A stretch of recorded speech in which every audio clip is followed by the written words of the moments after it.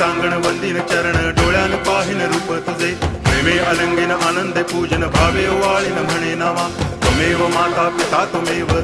बंधुश्च सखा त्वमेव विद्या तरुणं त्वमेव सर्वं मम देव कायेन वाचा मनसेन्द्रियैर्वा बुद्ध्यात्मना वा प्रकृति स्वभावात् करोमि यद्यत् सकलं परस्मै नारायणायति समर्पयामि अच्युतं केशवं रामनारायणं कृष्णदामोदरं वासुदेवं हरि गिरिधरं माधवं गोपिकावल्लभं जानकीनायकं रामचन्द्रं भजे हरे राम राम राम